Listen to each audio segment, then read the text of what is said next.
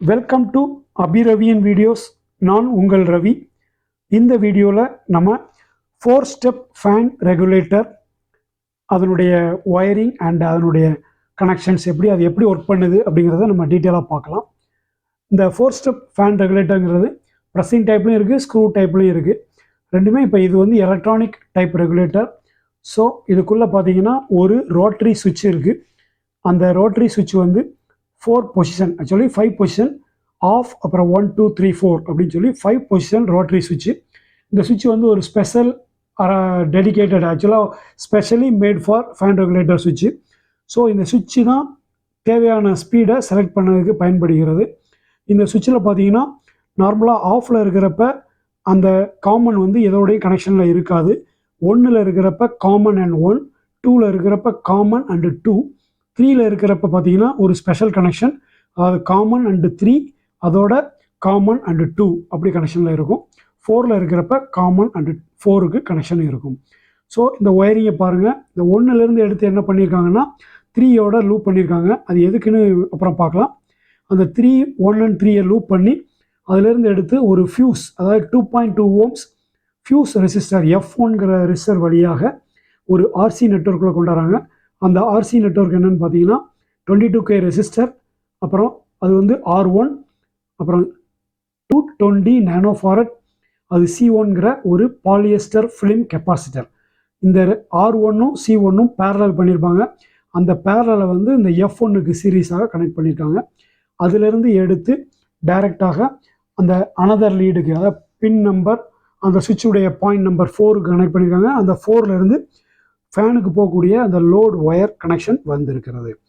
இப்போ அதே மாதிரி பின் நம்பர், இந்த ரோட்டரி சுவிட்சுடைய பின் நம்பர் 2லேருந்து பார்த்தீங்கன்னா 2லேருந்து எடுத்து அதே மாதிரி F2ங்கிற ஒரு ஃபியூஸ் ரெசிஸ்டர், அது வந்து 2.2 ohms ரெசிஸ்டர், அதுக்கு சீரீஸாக இன்னொரு ஆர்சி நெட்வொர்க், அதாவது R2 அண்ட் C2வை கனெக்ட் பண்ணியிருக்காங்க. அந்த R2 உடைய வேல்யூ வந்து 22K, C2 உடைய வேல்யூ வந்து 330 நானோஃபாரட். இது வந்து இந்த ரெண்டு C1 C2 ரெண்டுமே 630 வோல்ட் கெப்பாசிட்டி வரைக்கும் வோல்டேஜ் கெப்பாசிட்டி உள்ள பாலியஸ்டர் ஃபிலிம் கெப்பாசிட்டர். அதனுடைய பவர் ரேட்டிங் வந்து பார்த்தீங்கன்னா 250 volt ampere. So 250 volt ampere அதனுடைய பவர் ரேட்டிங்கில் இருக்கும். ஸோ இதனுடைய அவுட்புட்டையும் எடுத்து இந்த ரோட்டரி சுவிட்சுடைய பாயிண்ட் நம்பர் 4லே கனெக்ட் பண்ணியிருக்காங்க. அதிலிருந்து லோடுக்கு அவுட் கோயிங் ஒயர் போகிறது. அந்த அவுட் கோயிங் ஒயரை ஃபேனுக்கு கொடுத்து அந்த ஃபேன்லேருந்து வரக்கூடிய இன்னொரு ஒயரை நியூட்ரலில் கனெக்ட் பண்ணியிருப்பாங்க. ஸோ இப்போ நம்ம சுவிட்சை ஆன் பண்ணால் இந்த லைனுக்கு சப்ளை வரும். இப்போ வந்து 1ல் அது எப்படி ஒர்க் பண்ணுதுன்னு பார்ப்போம். அந்த ரோட்டரி சுவிட்ச் ஆஃபில் இருக்கிறப்ப எந்த பாயிண்ட்டுக்குமே சப்ளை இருக்காது. ஸோ அந்த ஃபேன் ஆஃபில் இருக்கும். ரோட்டரி சுவிட்ச் 1ல் அதனுடைய பொசிஷன் 1ல் இருக்கிறப்ப என்ன ஆகும்னா அந்த ஃபஸ்ட் ஆர்சி நெட்வொர்க், அதாவது R1 C1 நெட்வொர்க் வழியாக இந்த சப்ளை வந்து ஃபேனுக்கு போகிற மாதிரி இருக்கும். அப்போ வந்து பார்த்தீங்கன்னா அந்த R1 C1 நெட்வொர்க்குடைய இம்பிடன்ஸ் எவ்வளோன்னு பார்த்தீங்கன்னா 8.7K டோட்டல் இம்பிடன்ஸ் இருக்கும். அந்த 8.7K இம்பிடன்ஸ் வந்து இந்த ஃபேனுக்கு சீரீஸாக இருக்கும். ஸோ அந்த ஃபேன் வந்து ஸ்லோ ஸ்பீடில் ஓடிட்டு இருக்கும். இப்போ இதே சுவிட்சை நம்ம பாயிண்ட் 2ல் வைக்கிறோம், ஸ்பீட் நம்பர் 2ல் செட் பண்ணுறோன்னு வச்சுக்கிட்டிங்கன்னா அப்போ என்ன ஆகுதுன்னு பாருங்கள். அந்த ஆர்சி நெட்வொர்க் 2 வழியாக அந்த சப்ளை ஃபேனுக்கு போகும். எப்படின்னு பாருங்கள். அந்த R2 C2 உடைய அந்த பேரலல் காம்பினேஷன் வழியாக போகுது. அதில் பார்த்தீங்கன்னா முதல்ல உள்ளது வந்து 220 நானோஃபாரட் அப்படின்னு பார்த்தோம். இந்த ரெண்டாவது நெட்வொர்க் வந்து 330 நானோஃபாரட். ஸோ இதனுடைய டோட்டல் ரெசிஸ்டன்ஸ், டோட்டல் இம்பிடன்ஸ் எவ்வளோன்னு பார்த்தீங்கன்னா 6.7K. ஸோ இப்போ ரெண்டாவதுல வைக்கிறப்ப 6.7K ரெசிஸ்டர், அது இம்பிடன்ஸ் வழியாக இந்த ஃபேன் சீரீஸாக கனெக்ட் ஆகிருக்கும். அப்போ ஸ்டெப் 1விட ஸ்டெப் 2ல் கொஞ்சம் ஸ்பீடு அதிகமாக ஓடும்.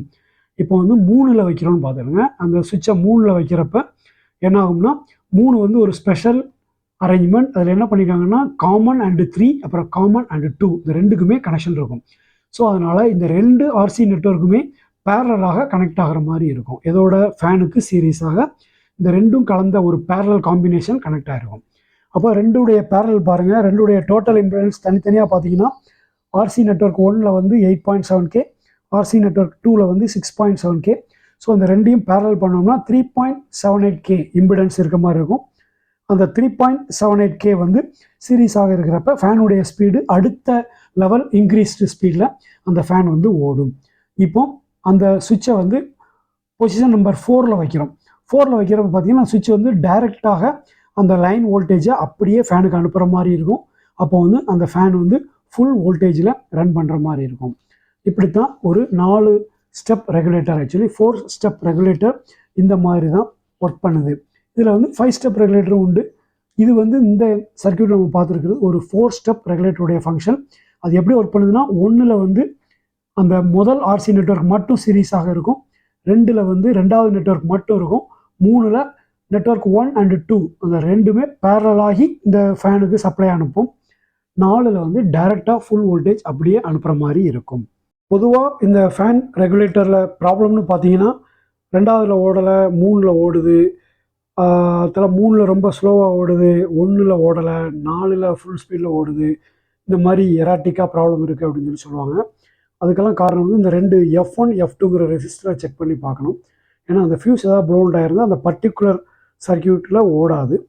அப்படிங்கிறப்ப இப்போ ஒரு உதாரணத்துக்கு F1 ப்ளோன் அவுட் ஆயிருந்தால் 1லேயும் ஓடாது, 3ல் அதனுடைய ஸ்பீடு வந்து 2க்கு ஈக்குவலாக தான் இருக்கும், ஸ்பீடில் சேஞ்சஸே இருக்காது. இப்போ அதே இது வந்து 2 F2 அப்படிங்கிற ரெசிஸ்டர் ப்ளோன் அவுட் ஆகிருந்தால் என்ன ஆகும்னா, ஸ்டெப் 2 அண்ட் ஸ்டெப் 3ல் ஸ்டெப் 2ல் ஓடாது, ஸ்டெப் 3லேயும் ஸ்லோவாக தான் ஓடும். 1ல் என்ன ஸ்பீடில் ஓடிச்சோ அதே ஸ்பீடு தான் ஓடும். ஸ்டெப் 4ல் வந்து ஃபுல் ஸ்பீடில் ஓடும். அதை சரியாக செக் பண்ணி பார்த்துக்கிடணும். இந்த ஃபேன் ரெகுலேட்டர் வந்து 100 வாட்ஸ் பவர் உள்ள ஃபேன் ரெகுலேட்டர். இது வரைக்கும் இந்த வீடியோவில் ஒரு 4 ஸ்டெப் ஃபேன் ரெகுலேட்டர் எப்படி ஒர்க் பண்ணுது அப்படின்னு சொல்லி டீட்டெயிலாக பார்த்தோம். இந்த வீடியோ உங்களுக்கு பிடிச்சிருந்தா மறக்காமல் லைக் பண்ணுங்கள், கமெண்ட் பண்ணுங்கள். எங்கள் சேனலை இது வரைக்கும் நீங்கள் சப்ஸ்கிரைப் பண்ணிக்கிறீங்கன்னா மறக்காமல் சப்ஸ்கிரைப் பண்ணிக்கிடுங்க. தேங்க்யூ ஃபார் வாட்சிங் அபிரவின் வீடியோஸ். Thank you very much.